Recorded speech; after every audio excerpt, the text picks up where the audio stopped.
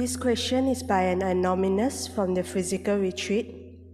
This question is asked on behalf of my brother. For many years, I have been feeling disconnected with my emotions. I don't feel particularly sad, happy, or excited about anything. This is not equanimity, but rather numbness. I feel like a third person watching my life has passed by. Life seems meaningless.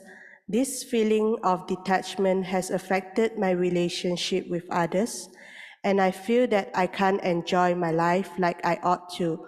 What should I do? Thank you. So upekkha, equanimity, it has this nibbita, like a wariness, or very wholesome type of wariness. It alleviates the liking, the sort of satisfaction in the world. But this, what we call weariness or nibbita, it isn't a type where we feel bored or we have feelings of depression. That's not right. It's awareness that comes from seeing things clearly with wisdom. And so there is also a feeling of inner fullness, fulfillment, inner happiness. And there's also the strength of samadhi, of concentration, that supports the mind as well. And so that is a correct. But for yourself, the one asking the question, you have these sort of moods and states of feeling numbness. There's neither any suffering, no happiness, no excitement.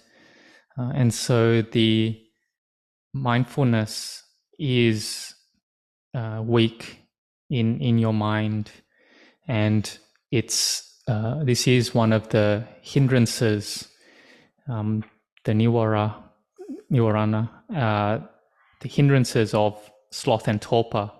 And so there is a sluggishness there, and that has covered over the mind. And so you don't really know of any happiness, or don't see that there is any benefit of anything or of life. And this you do have to be quite careful with. So you should do things that you can enjoy, that the mind will find enjoyment with, like having friends, maybe having social groups, maybe chatting, talking with others, doing some exercise in order to make the mind more physically strong. And so you shouldn't just let this condition just go its own way. You will tend to get maybe anxious over it, not be interested in sleep, get bored of food, don't see that life has any benefit. And so you should actively do something about it and change your environment, go to maybe nature, see the trees, the mountain, the forest, do things so that your mind finds more enjoyment, more fulfillment. For some people, this comes about because they don't succeed in something that they wish for or aspire or are trying to work towards. And so that failure then can affect their mind and even lead to sickness. So there's sickness of the body, sickness of the mind. And so if these symptoms get severe, then one should consult a professional who has knowledge in this, and one may even need to use certain medications in order to help one's situation first. But for some, they have this problem as well, but they are able to later on gain success, and with that success or achievement, then their sickness can actually go away as well. There was one singer, I guess in Thailand, that they had sort of mental problems or difficulties, but later on they were able to gain praise and some success, and they got more happiness and fulfillment because of that, and their sickness or mental sickness was overcome. So you should do something that you should do something and gain success or fulfillment in doing that.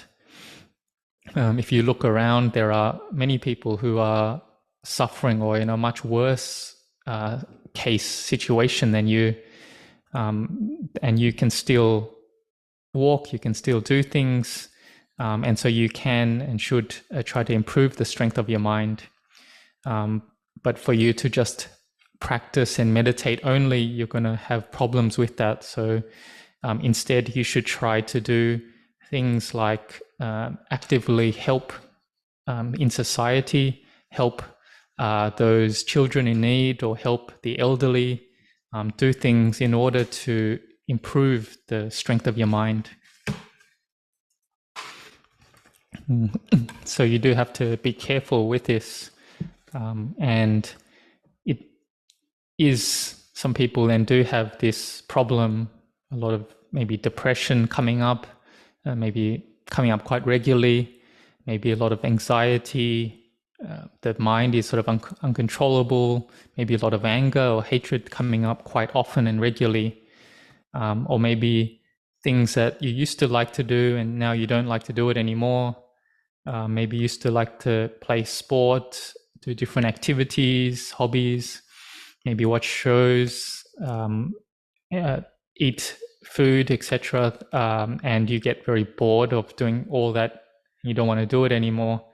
So you do have to be quite careful that if you have different symptoms coming up, like you're not resting enough, your memory's sort of gone quite bad, you don't have any more physical strength. So you may have even many of these types of symptoms come up, and so then you should maybe consult someone who has knowledge in these types of sickness or mental problems or physical problems. This question is from on Anonymous from the physical retreat. Dear Ajahn Anan, thank you for your teachings. I used to think about food during meditation, but now less and less. During this retreat, I noticed that I find eating food a chore, slight aversion to eating. Yet, during tea break, I enjoy the dark chocolate. It seems my attitude to eating is swinging. Can you advise on the right attitude towards food so as to develop my sati and wisdom? Thank you. So maybe you don't find the food in the monastery very delicious.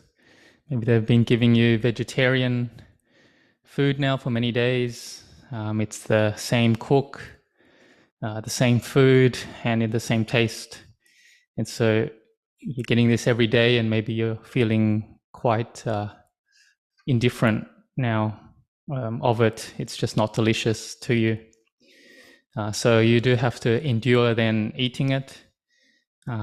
You eat it in a way that you're just eating or using medicine, really. So the food is like a medicine, and it supports you to be able to practice the Dhamma. When Venerable Ajahn Anan was a young monk, there was usually would have sticky rice, and so in the alms bowl, Venerable Ajahn Chah would teach that just eat everything in only one vessel, so everything has to go into the bowl. And so there was Ovaltine, some milk that was being given out to the monks, and he couldn't pour it in a cup because that would be two vessels. And so he poured, what was he to do? Then he poured it into the alms bowl as well. So the sticky rice and the Ovaltine, the milk, it went together quite well. And so it mixed together, it was good. But then when he added the fish and the chili, then that didn't go together maybe so well. But he would be very restrained, or it helped one's sense restraint. And even before Venerable Ajahn Anan ordained, he would try to sort of test out or practice with this, and mixing like curries and dessert together and eating that. And he noticed that if you eat it like that, then maybe you'd eat half as much as you usually would. You'd feel that, oh, that was enough. And which meant that in the Dhamma practice, you wouldn't really need that much food like you thought you would need. So how you're practicing eating like that it's just normal that you have that sort of feeling towards the food there, but it's still good that you're able to eat, or you can eat less, which is good. It's normal that when it gets to evening time, then the body sort of wants to have those things like sugary things, sweets, chocolate, because it wants to get more energy. So that's something normal. But just train to find just the right amount and contemplate the food as being a medicine. It's just to support your practice and your meditation. So you only need a bit of food, or enough food to do that, to sustain that. And you can notice that if you get all the food that you really like, then you'll notice that the mind, even that takes the first mouthful, then the mind will be all over the place. It won't be able to stay still. It won't even know the taste, because it's thinking here and there over and over. And so you need to contemplate the food as being loathsome or disgusting. The food, it enters the body and straight away it loses all its value. Straight away the food has become something very disgusting. So train in contemplating food and practicing with it. And the correct practice is when you don't have liking or disliking or attraction or aversion towards it. You also may just be getting very used to the flavors, the taste, and you're just eating it in order to reduce your painful feelings in the body, that's all. And so that you're able to still eat every day, it's your merit, your good merit. And you can have some sweets in the evening, so it is quite easy and convenient to practice with. Lumpur Ginari, who is Venerable Ajahn Chah's teacher, he would say that if in 15 days you have one day where you have a sweet, then you would get attached to the sweets or the sugary food or sugary things. And when Venerable Ajahn Anan heard this, he thought once every 15 days to have a sweet thing is very difficult to do. But he tried and he found that he could do it. But for yourself, you do have some dark chocolate, and that's just to relieve painful feelings in the body. And so it means that your body doesn't have to wait till the next day in order to get that sweet thing. And so basically Anumodana, Venerable Ajahn Anan, Anumodana rejoices with all your efforts in this practice. This question is from Alex Davis from the United States, from the online retreat.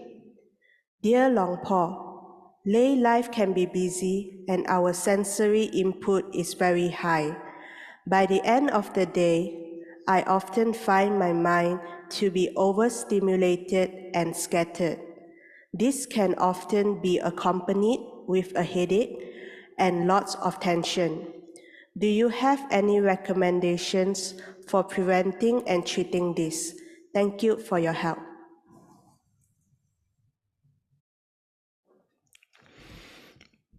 So from your question, you can see that you see the drawbacks, the dangers of suffering.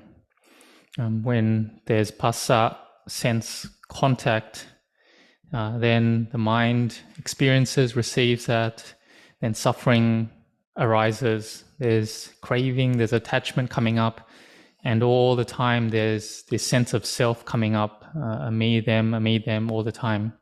And this is suffering coming up, arising. So what to do? There's only one path that you can do or that can overcome it is sila, samadhi, and panya. And so you need to practice it. Even if you're tired coming back home, you can then do a shortened, abbreviated chanting and then train in mindfulness and developing samadhi, try to make the mind firm and putting down any sort of moods, mental states, things from work, or basically not letting any work follow one back home. So being able to put it down and cut off those moods, objects that make the mind all agitated and tense. So you can go home, you take a shower, you eat, and then work at training the mind, doing your chanting, meditation, trying to reduce that sort of anxiety or tension and distractions. You may still have it, but they will get better.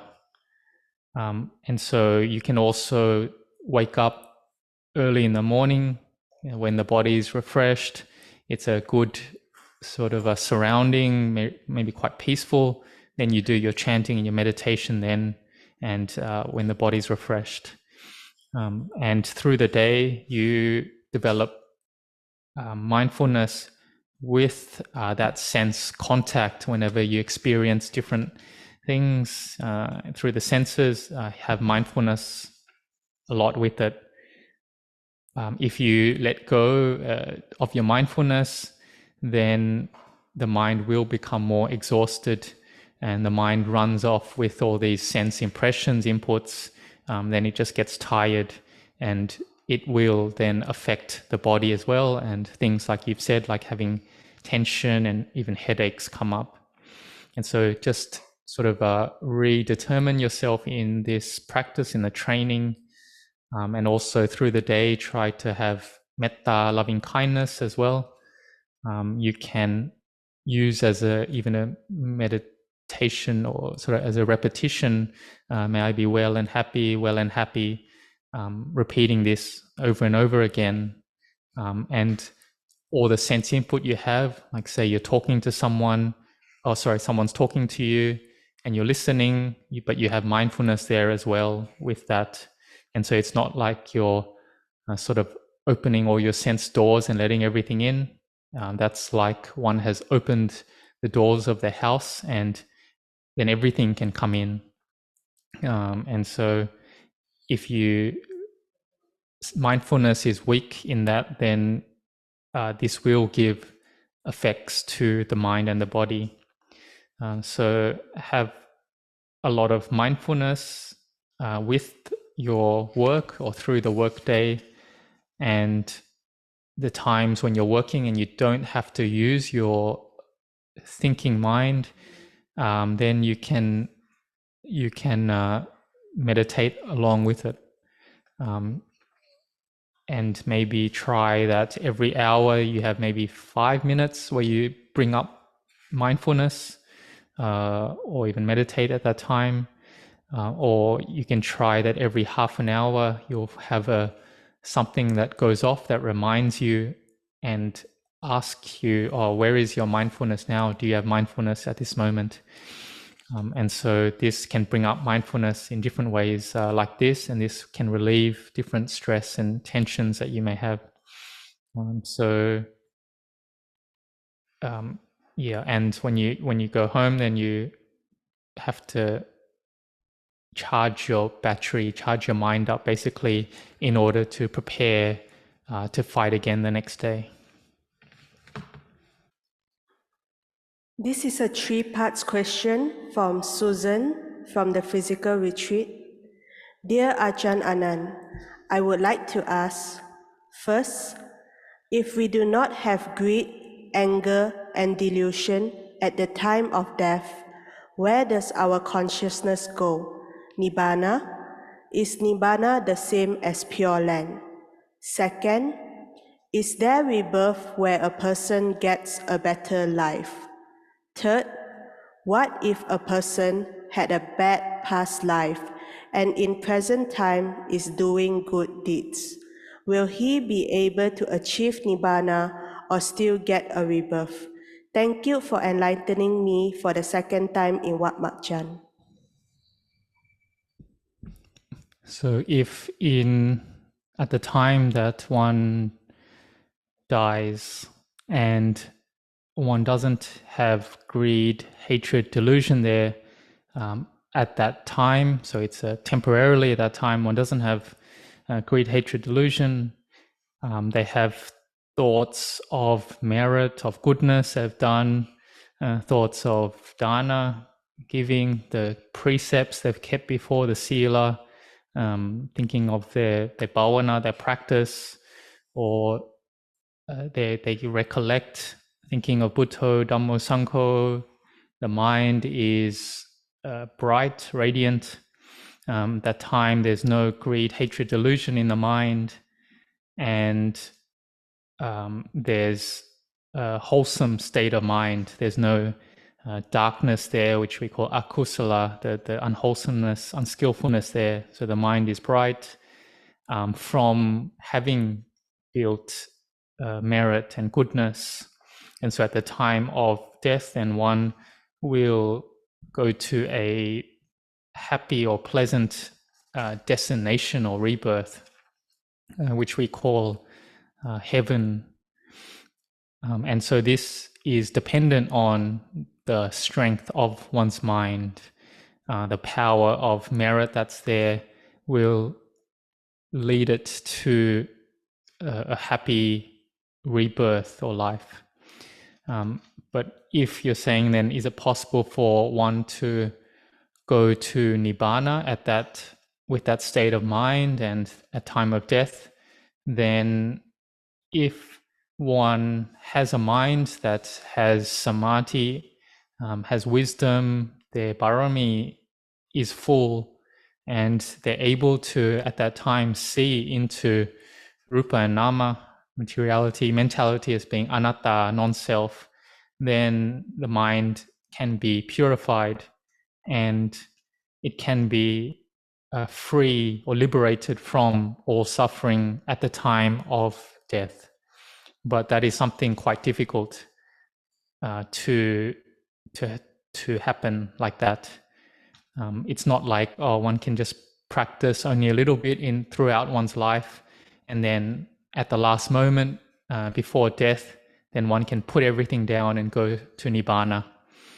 It doesn't work that way. It has to have its supportive conditions, like one's mindfulness, one's wisdom is almost perfect, and the sila, samadhi, panya gather together, and one can become and attain to become Arya or noble being then. So Nibbana is the complete extinguishment or liberation, cessation, the freedom from suffering, whereas Sukhavati is maybe called I think it's pure land. And this is for those that wish or want aspire to build parami, and it's for those ones when they're there to build more parami there. And so they build more parami and it becomes more wider. And while they're there, they also help other sentient beings by teaching the Dhamma, helping them to see, because they see the Dhamma or come closer to the Dhamma. And so then they also are led to Sukhavati as well. And only when the parami is full, you could say, then one could attain to Nibbana from there. So 2 was, is there rebirth where a person gets a better life? Then this is up to one's own good karma that one has done, has built, and it does require the support of merit. So one may have been in a realm where one has used up one's merit, and then one comes back to be reborn and then again builds more merit, more dana, sila, and bhavana, more good karma and goodness. And it is that in that life one may receive, or one will receive both the results of good and bad karma, but one builds that merit and parami in that life. But however it is, may one overcome all obstacles so that one can go to heaven, go to achieve or Nibbana. If one has the karma to be reborn, then one meet the Buddha, Dhamma, Sangha, so one can make these aspirations, meet the Arahants, the fully enlightened, the Pacceka Buddhas,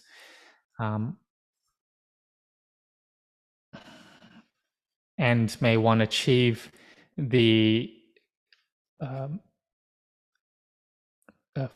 overcoming of all karma and Nibbana. So one can make these aspirations.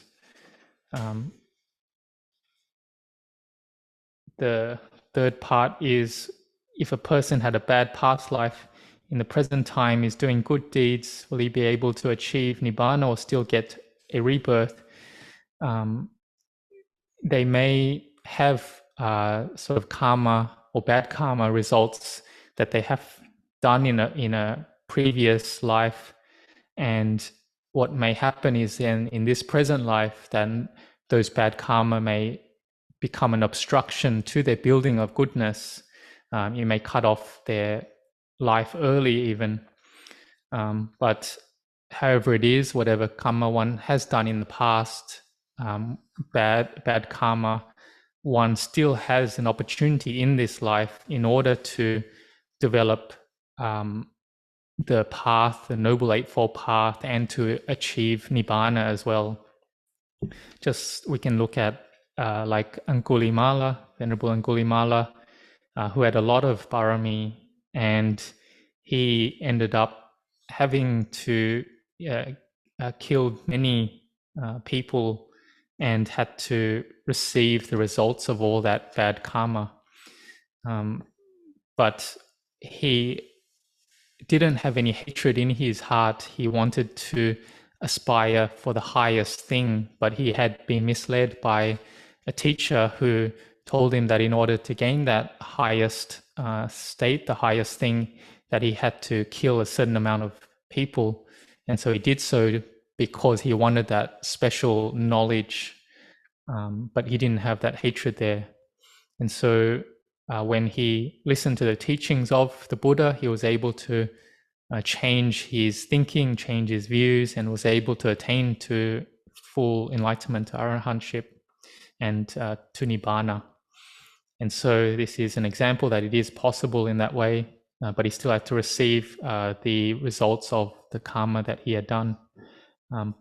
So however it is, may you truly be determined in the practice. And if you're truly determined, then you will attain to truth and to Dhamma.